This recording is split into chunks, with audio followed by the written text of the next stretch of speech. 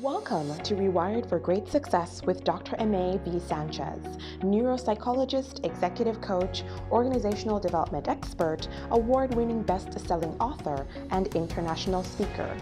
Dr. Sanchez is on a mission to impact 1 million leaders through her thought leadership and specialized programs for women leaders.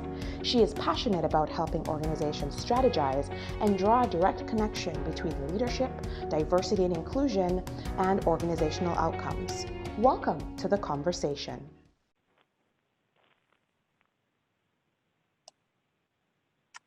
Hello, hello, hello. This is Dr. Sanchez, and I am here today with Wendy-Jo Toyama, MBA CAE. And I have asked Wendy to come on today and share about the lessons that she's learned in her multiple tenure career as a CEO. Specifically, Wendy and I are going to discuss some of the challenges and pitfalls to expect within your first 90 days, as well as some other interesting topics surrounding this issue. So just so that you know a little bit of the backstory here, Wendy and I have had the opportunity to have worked together on several projects. Actually, we met through a mutual friend, and we were able to participate in a project for a national organization. And since then, we've just seemed to have overlapping missions at times. And so this is just an absolute pleasure for me to have Wendy here on today's show. So thank you, Wendy, for participating and coming on today. It's such a great opportunity to have you here. Thanks. I'm so fortunate that we've been introduced, and I feel like I've learned and grown through getting to know you and working with you. So yeah, I'm really excited to be here today. Thanks. Thank you. Thank you. So if it's okay, I'd like to just share a little bit with our listeners about you. Is that okay? Sure. Okay, so as I was sharing, Wendy is an MBA in CAE. She's currently serving as Chief Executive Officer for the American Academy of Hospice and Palliative Medicine. Prior to that, she was an Executive Director for the American Cleft Palate Craniofacial Association, or ACPA. And throughout her years, she's kind of had a number of different opportunities to bring her skill set into the professional realm. She's advanced very much so in the area of diversity and inclusion, and it's one of her passions. She spent more than 20 years in associations. That includes different positions with the American Dental Association, as well as the YMCA of Metropolitan Chicago. In 2019, she was also a chair for the ASAE Diversity and Inclusion Committee, which is where she and I met. And she also holds a CAE in Association Management and an MBA from Northwestern University's Kellogg School of Management, and a BA in Fine Arts from Indiana University. So as you can see, Wendy has a wealth of experience, and this is just a unique opportunity to have someone of her caliber here to be able to talk to us about some of these issues that I'm sure many of our listeners are wanting to hear your perspective. So without further ado, I'm going to go ahead and get in. So I've asked Wendy, as I said, to come on and talk about some of those hiccups that you experience as a CEO. And so my first question has to do with, what would you consider to be some important yet critical advice that you give to a newly appointed female CEO? Yeah, I would say probably the most important thing to do in your first 90 days is build a relationship of trust and transparency with your leaders, with the entire board, with a particular focus on your president and treasurer and probably the president-elect.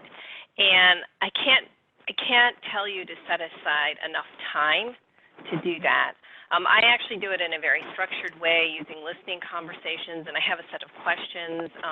I know myself and several of my colleagues believe, go and visit the president in their home turf. I know during COVID that, it's a little different, but I will say that has been one bright spot in the pandemic for me, is these conversations are all happening on video now when they used to be on phone. Mm-hmm. So I think that building that relationship of trust and transparency will serve you well. I think that is one very key thing to do in the first 90 days. I also am a big fan of the first 90 days. So there are books out there and resources to help you, figure out what to do. But I was thinking about this question, Amy, because I thought, oh, that's what I would tell anybody. Like, it's not just a female CEO. So I thought a little bit harder. And I think the other piece I would say is to be yourself. And the reason I say that is I believe some of us, not everyone, may spend a lot of time thinking that they have to be a certain kind of leader to be a CEO, or maybe looking toward successful CEOs and not seeing themselves, and so modeling themselves on someone who's not them. So I think being able to lean into your own strengths and be authentic and who you are, that will actually help expedite building that relationship of trust, is just being yourself and using your voice and being comfortable with that. I think those would be some of the things I would talk about. Oh, that's so good, and that's a lot of what I center around when I coach with women leaders, even male leaders, is about that authenticity aspect, because it's no surprise that you have a great amount of potential. You've had a lot of achievements. That's what's gotten you into the position. But I think the thing that will help you translate and kind of skip over some of those challenges is bringing to the table exactly your unique qualities, your authenticity, thing that sets you apart from everyone else, and then owning that and being comfortable with who you are. It's maybe understated, but it really should be overstated, because there's so much of a tendency that we have as we go up the hierarchy and the echelon to feel like you have to fit, like you said, into these prescriptive roles. Right. The way people expect you to act as a CEO, or you have to look a certain way. And so, I think you have to do what is best for you in this situation, but I would always say bet on you. Authenticity is the thing that's going to not just help you get the job, but keep the job. Right. So that's why they hired you. Well, yes. I mean, there's something that you conveyed, and they go through this long executive search process. So there's something that you've been able to translate in that process that tells them that you're the person. So they've bought you, as far as they've invested in you. They've invested in your leadership. They've invested in your brand. And so embrace that. Like, that's a winner. Yeah. Yeah. So I did want to ask you, though, kind of, if there's women out there listening, or other leaders out there listening, and they're thinking, okay, I may not be at CEO level yet, but it's something I'm definitely aspiring for. How did you start learning that business acumen that was needed to be able to get to that level? Yeah, so I went back and I got my MBA. I actually had a degree in fine art, but I realized, and I was a graphic designer, but I realized I was very strategic. I like to solve problems, wanted to be upstream. Not everyone has that opportunity, but you might be in a position where you could pursue an executive certificate program. So look to see what your tuition reimbursement policy is where you are, and see if you can pursue that. Short of that, I would say there's a lot of information out there to read. So, the Harvard Business Review is a great resource. There are many business books. But the other thing is that you can hire for it, right? So, maybe you have a position open, so you want to bring in someone who brings that business acumen, and you can fill gaps that you have. You can also leverage members of your board. So, and it depends on what association space you're in, but you may have some that are in a business field that you can leverage. So there's a lot of ways you can do it. I think just acknowledging that that's an important perspective to have is key. And the other thing I would say is you really do have to be comfortable with the finances. So if you are intimidated by numbers, or don't know how to read balance sheets, you have to figure that out. And again, there are resources out there. There are people out there. You probably know an accountant. Have them give you an immersive lesson. But it is an area you need to be comfortable in.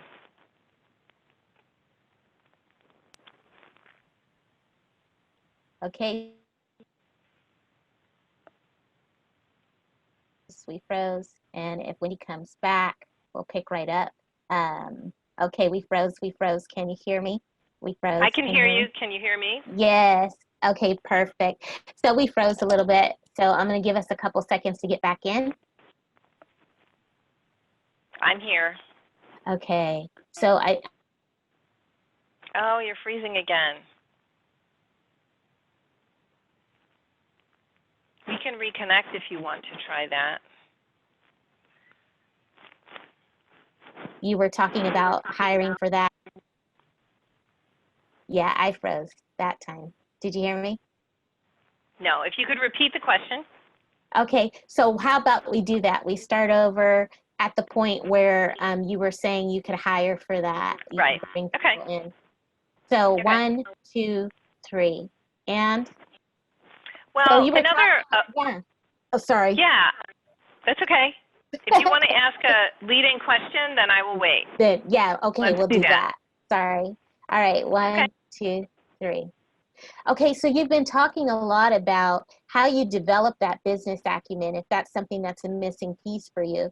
And while you were able to get that additional education and go through the MBA program and what have you, you were saying there's a lot of alternatives that you can engage in to kind of help you to get to the point where you'll know how to get the type of help that you need.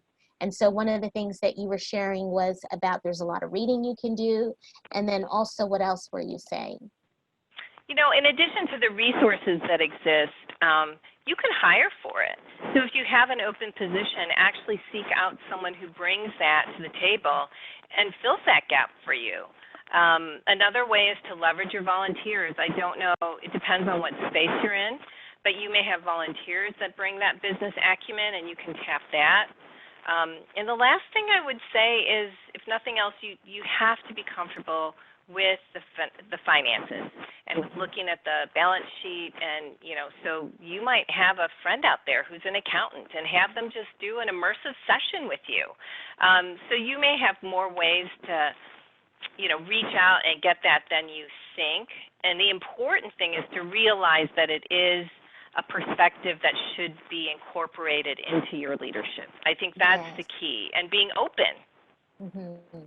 No, that's very good. That's very good. And I've incorporated that into my coaching with leaders, because the beautiful thing about being a CEO and having so many different organizations and companies to serve is they all take a different vantage point at creating kind of the expectations that they have of someone at that level. And so you could be serving in an organization where that might not be a strong focus for what you're doing, but yet it is still I think a very critical foundation that you need to have at this level. And so however you can access that information and become equipped with it, I think will benefit you. Don't you, Wendy?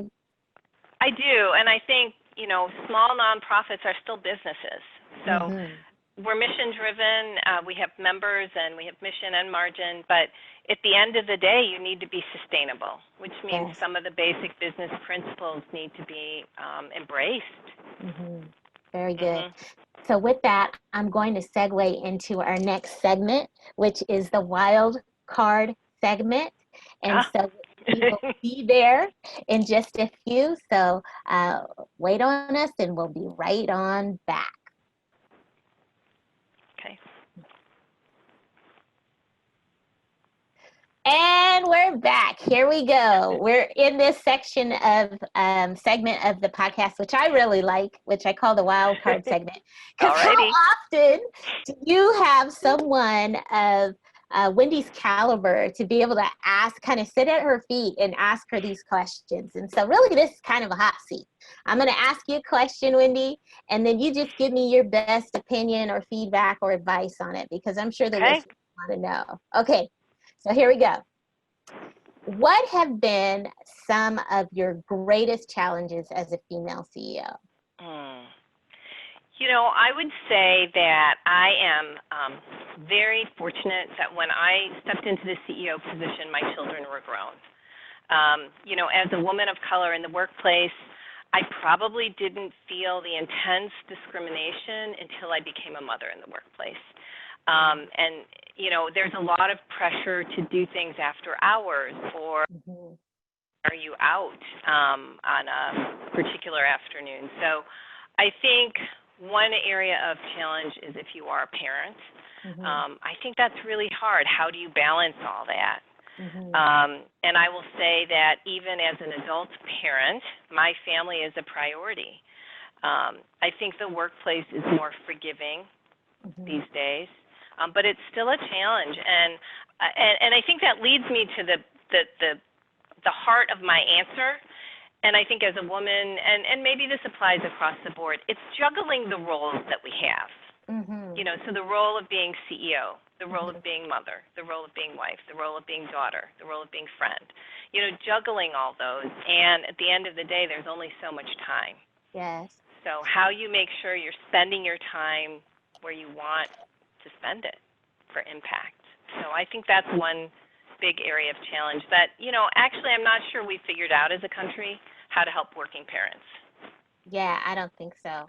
So kind of with that, I want to ask you, do you think it's naive to think that at that level that you can drive the culture to meet the values that you have regarding those priorities in your life? I don't. I feel like one of the things that a CEO does is, one of the most important things is set the culture.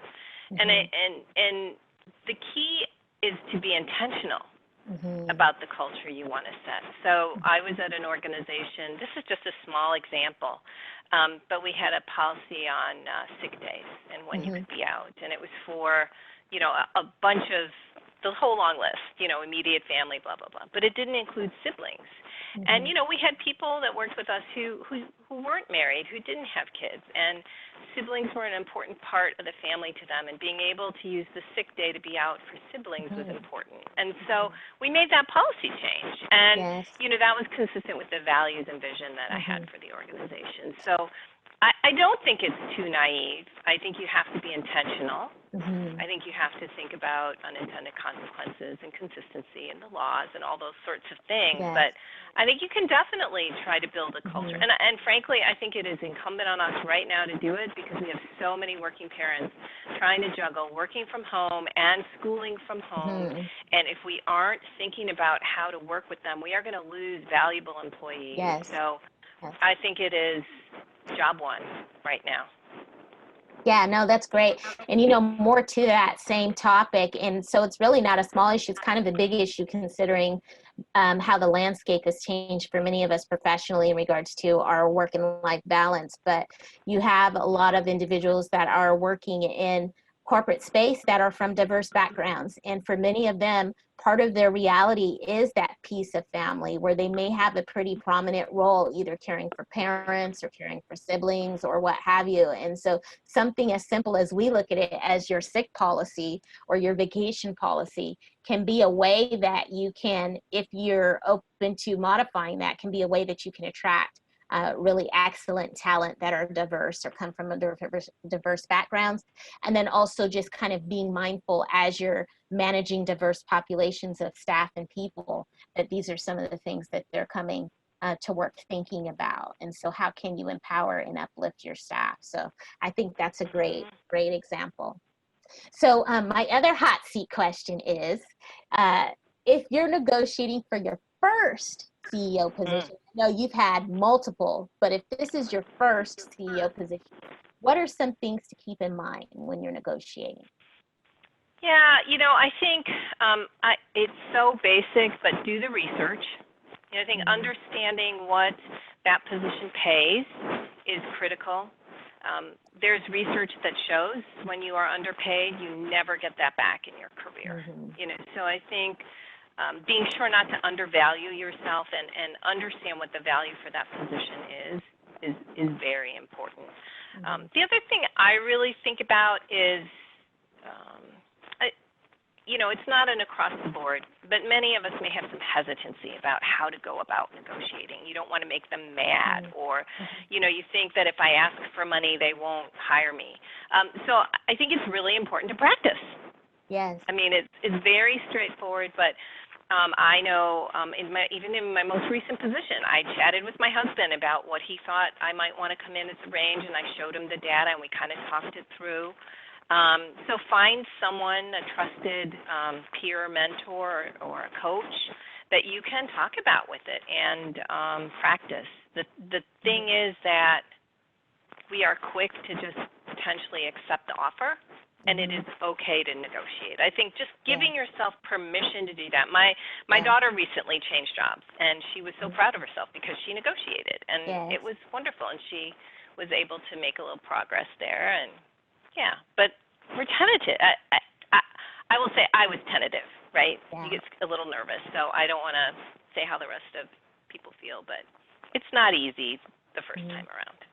No, it's not. And, even before you get to that level as a CEO, the idea of negotiating can feel like it's intimidating. So just like Wendy said, that's even what I kind of coach folks around, is the idea of a negotiation being a conversation and leading with the idea of value. We have so much ability to be able to advocate for others in the work environment. And so when it comes to ourselves, it can feel like, oh, I don't feel like I have the ability to ask. But when you lead with value, and this is really a conversation about that exchange of value, and not just money, but in the sense of what you bring that fundamentally changes how the organization is able to function, then you feel stronger about being able to advocate for yourself, confident even, because you know that it has more than just a numerical value, but it actually is one that is pretty fundamental to how the organization is functioning. Well, and I like your word conversation, because I do think that that's a good way to approach it. I think some people want to be hardball negotiators and nickel and dime, and I don't think that gets you anywhere. I think understanding your value, understanding, what your floor is, and just being authentic about what you need and want really engenders a good conversation that doesn't then feel as scary or negative or, I like that word, conversation. Yeah, I like it too. And, I had my training from Loyola University, and my professor, who's done thousands and thousands of negotiations, traditionally trained as a lawyer, his vantage point is still this value-based negotiations, but also the idea when you're dealing in an arbitration setting, the idea is whoever cares the least wins. And that's really hard when you're an average person who's advocating for yourself, and this is your livelihood. Like you're saying, if you start in below at the beginning of your career, the next 20 years you could be paying for it. So this idea of carrying the least doesn't work for the average person. And so you really have to think about it. Yes, it's a conversation that has a lot tied to it, but really it is my due diligence to have the conversation at least, and that demonstrates your leadership. When you think, okay, this is a hard conversation, but I'm willing to have it because it's necessary. So that's why I framed it as a conversation, because for me, it takes the angst out of it. And then when you're coaching around that and that desire, like, okay, they said no, but we're still talking. That's still a conversation. So now here's my counter offer. Well, what about if we did this? That's a different frame. So yes, conversation, I like that as well. So Wendy, okay, here's my last question I want to ask you. As the woman leader of color, what would you say are 3 recommendations that you might have for people that are really wanting to position strongly to advance to that senior level position or above? Yeah, so the first recommendation I would have is to be open to feedback. I like to do this very informally in the moment. So you've been invited to attend and present at the board meeting. You make your presentation. Go to your supervisor and say, how did I do? How could I do better? Ask for that feedback. You're having an awkward conversation with someone. Come back to them the next day and say, that felt awkward. What could we have done differently? So I think there's a lot of power in being open and asking for feedback. So that is one thing I would say.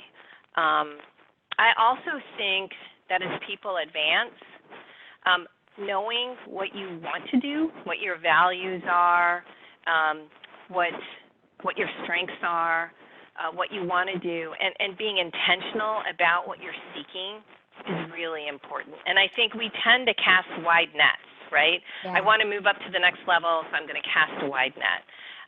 But actually, I had a coach who helped me learn about the power of being focused and intentional. And I think understanding what you want to do, what you bring to the table, will help you get that match. Because at some point at this level, it is about a match. Yeah.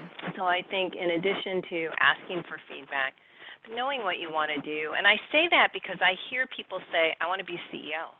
Yeah. Why? What do you want to do? You know, and they haven't really taken time to learn what the job is, to learn where they may have to build strengths for that job. They just want to advance, and that is not enough. That's not enough to advance. I took time to define my values, and I used my values in the search, and that really helped me land at an organization that I'm passionate about.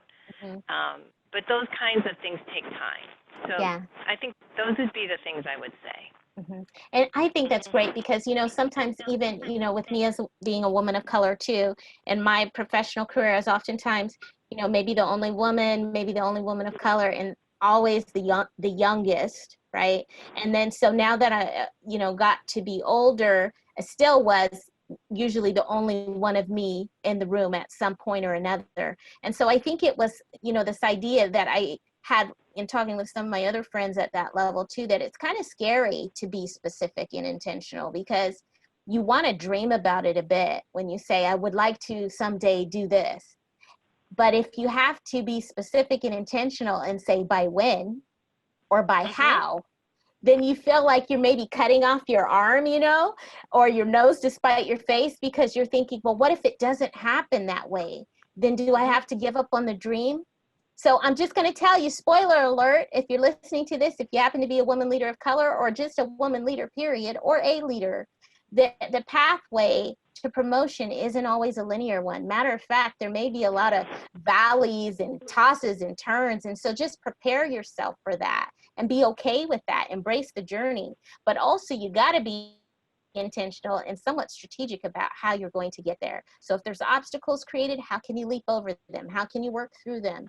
And one of those things, like Wendy was sharing, is about that feedback. I say feedback is freeing, because if there are any red flags out there that people that are decision makers that are making decisions about whether or not you can promote have about you, you want to know, don't you? And you want them to know of your interest and intention to do better, be better, and advance. And so that creates the conversation, that creates the opportunity where now you're encompassing the possibility of inviting this person in as an ally in your promotional campaign. So I think that that's very poignant what you shared, Wendy. Thank you so much. Yeah. Now this time has absolutely flown by, and so I just want to share with you folks, if you're listening, you probably have to listen to this again and take notes, because Wendy has dropped so many nuggets in the time that she's been here. So thank you again, Wendy, for being here today and speaking with our listeners. Is there anything that you want to share on the way out, or any causes that are of interest to you, or anything like that?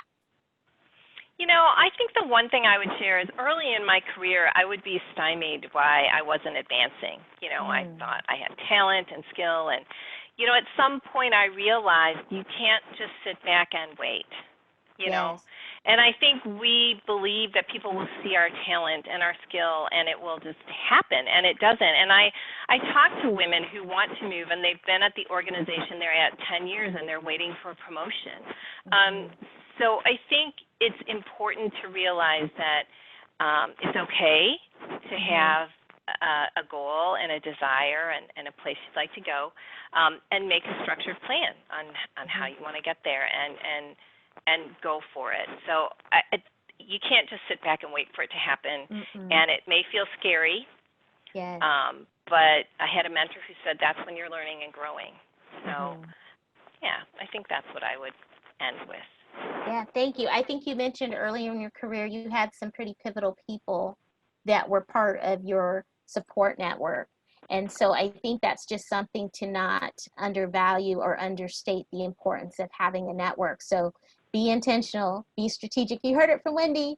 And then get that support. Get that support, because you really need to be able to verbalize and use your voice that this is where you want to go and this is how you want to do it. And then maybe someone that's listening will want to join you in that and partner with you. So yeah, I think that today, these lessons that we've learned from Wendy will likely transform someone's professional journey. They've probably heard things here on this episode that they haven't heard in many years or ever in some of their careers. So thank you so much for sharing with us your brilliance. Thank you, Wendy. Thank you. It's always fun to talk with you, Amy. I always love it, and I feel like I come away with a greater awareness and learn something. So thank you. Thank you. Me too. So thank you again, everyone, for listening. My name is Dr. Sanchez, and I will see you next time. Thank you for joining the conversation. Remember to subscribe, share, and join us next time.